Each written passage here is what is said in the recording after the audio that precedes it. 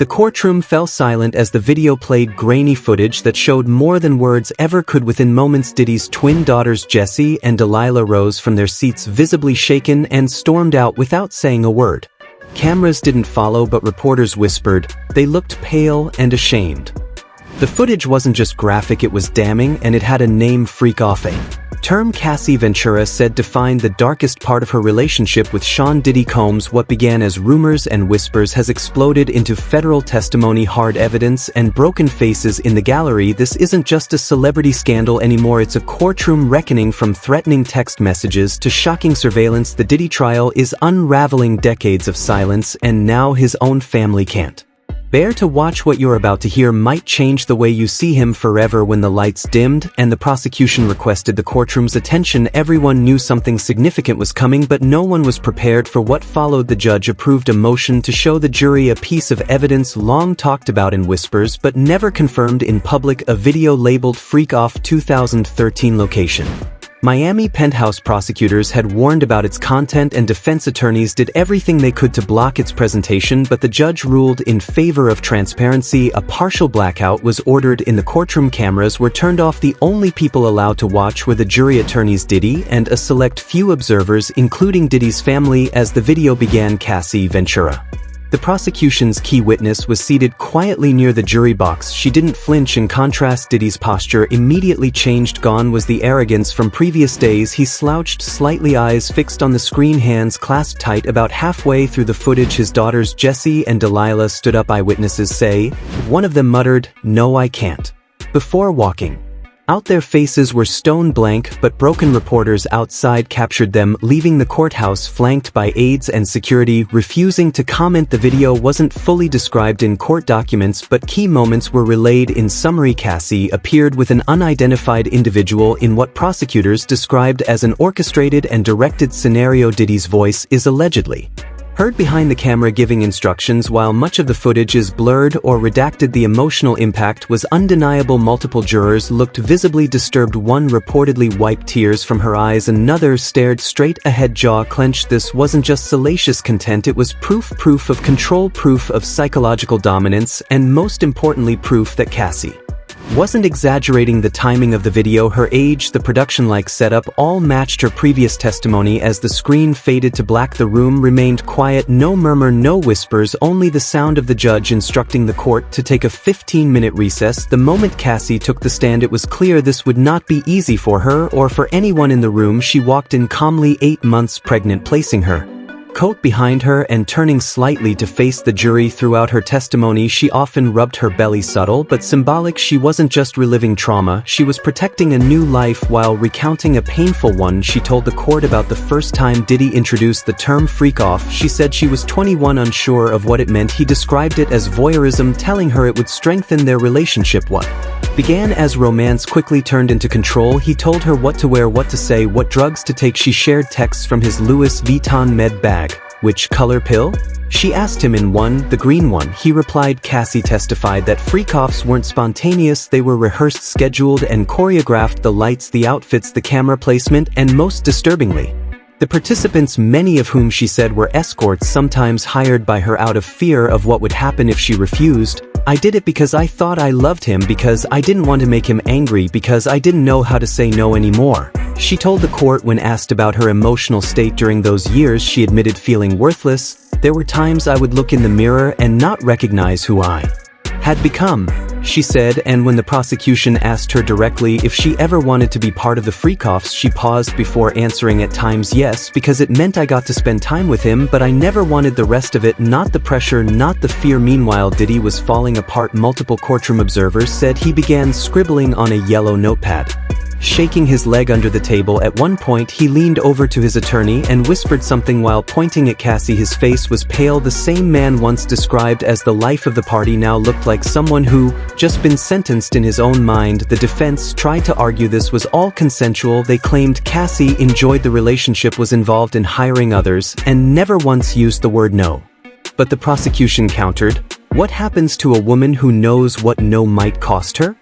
While the jury processed Cassie's chilling testimony, Diddy's family remained stoic until they couldn't anymore. His mother Jessie Combs sat clutching a rosary, eyes shut. His sons King and Justin avoided eye contact with their father. They stared ahead, arms folded occasionally, glancing at the jury's reactions, but his daughters Jessie and Delilah, just 17, seemed especially shaken. Until this moment they had maintained a composed presence, but seeing that video and the reality it presented broke something. After their exit, people began wondering if more family secrets were about to come to light. The prosecution hinted at it by raising questions about Diddy's ex, Kim Porter. Cassie testified that Diddy told her not to make their relationship public because of his kids and because Kim would be hurt, but Cassie also claimed Diddy's relationship with Kim overlapped with hers. We weren't public for a long time, but he was still with Kim. We both knew. He made sure we both knew, and that's where things turned even darker. Cassie recounted a time when Kim confronted Diddy about his behavior. A week later she was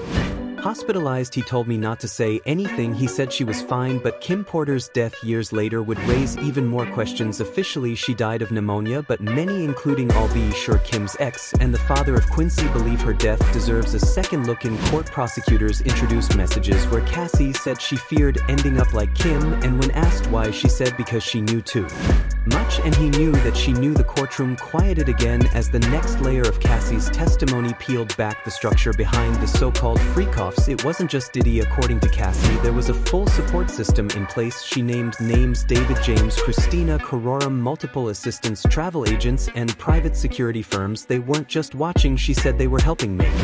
It happened. One of the most damning parts of her statement came when she described how Diddy tracked her. He didn't live far, but if I wasn't answering, he'd send someone, sometimes security, sometimes Christina. If I didn't text back within an hour, someone was at my door. That claim shook the courtroom because it confirmed something prosecutors hinted at in opening arguments, that Diddy's reach wasn't emotional manipulation alone, it was surveillance-level control. She said Diddy had access to her phone, her location, even her private messages. When she once tried to have a friend visit, the friend never showed up. He told me he warned her off. I didn't ask how. The prosecutor asked if she feared for her safety. Cassie didn't hesitate. Every day, she said, but I feared for hers too.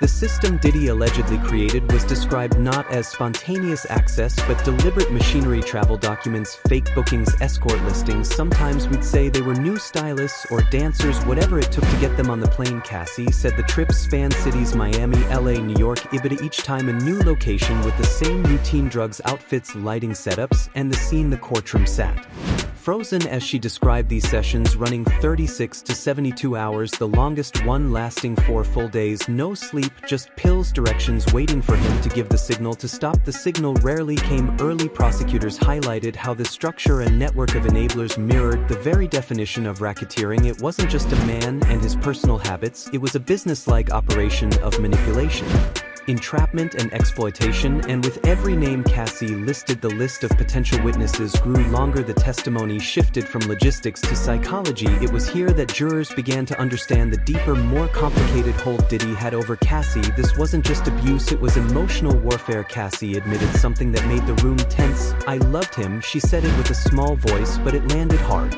I loved him the way you love someone who saves you, even if they're also the one hurting you. She described how early in the relationship Diddy could be kind, sweet, generous when he wanted to be.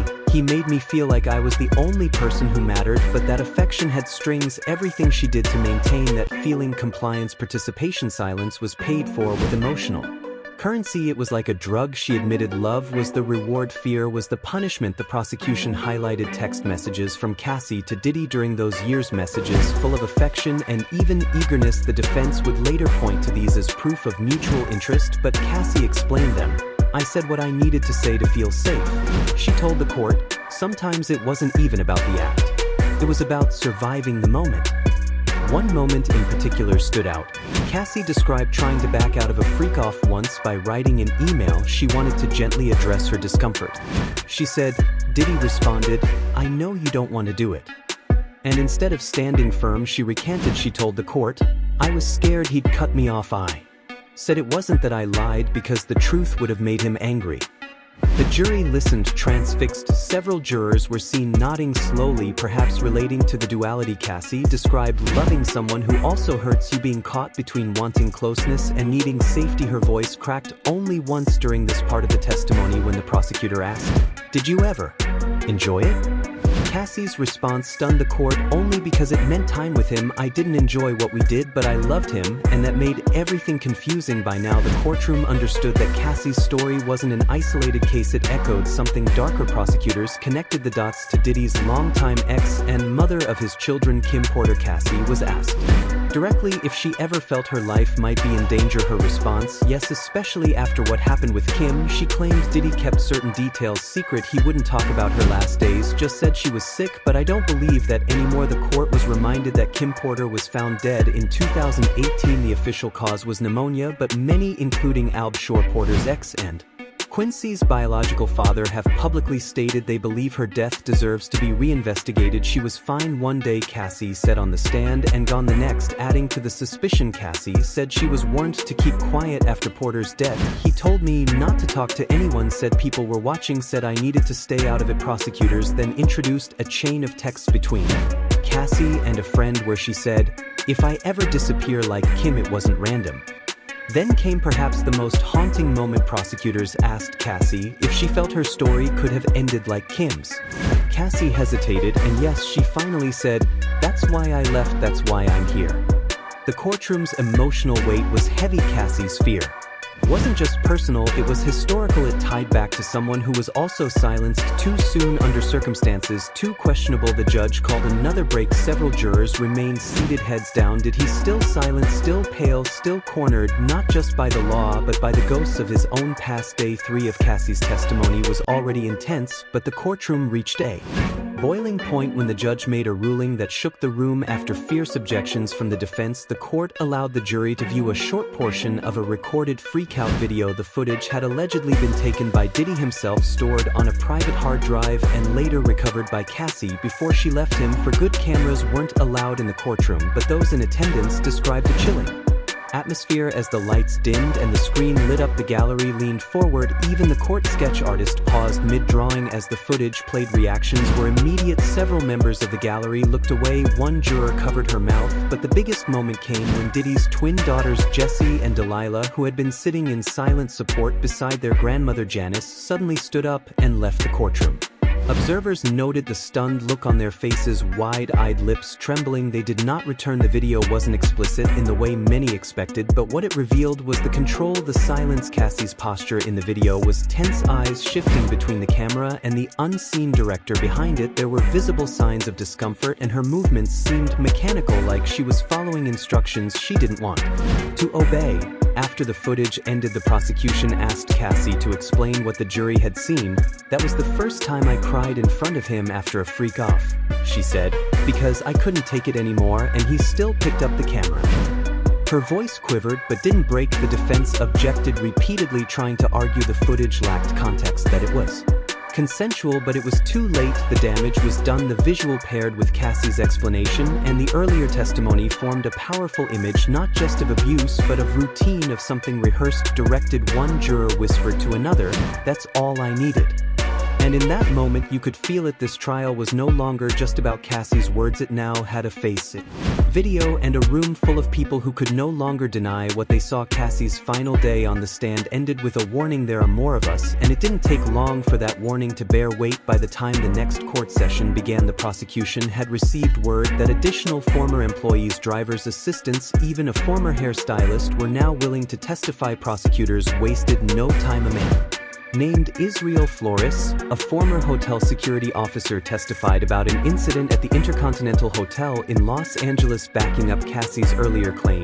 "I saw her with a bruised eye. I was told to ignore it," he said, "but I logged it anyway."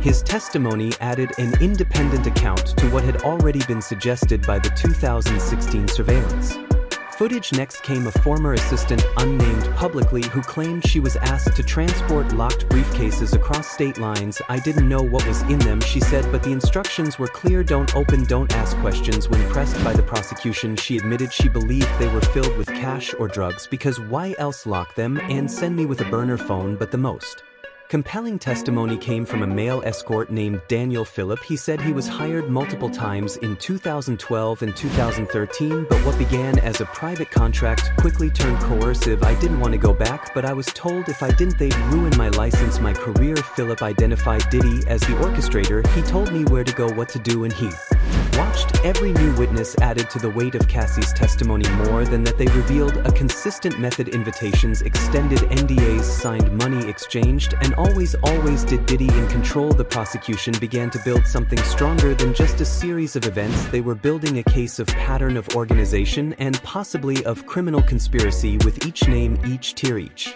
reluctant memory. Diddy's empire looked less like an entertainment label and more like a machine for silence. By now, the image of Sean Diddy Combs sitting confidently behind his defense table had evaporated. The man who once dominated rooms with bravado now sat, sunken eyes darting between lawyers and jurors, visibly sweating. His carefully curated image, built over decades of success, fame, and control, was dissolving in front of the world. And then, during a brief recess, Diddy asked to address the judge. It was a bizarre moment, unscripted. His lawyers leaned in trying to stop him, but he rose anyway. "Excuse me, Your Honor," he said, "I'm a little nervous."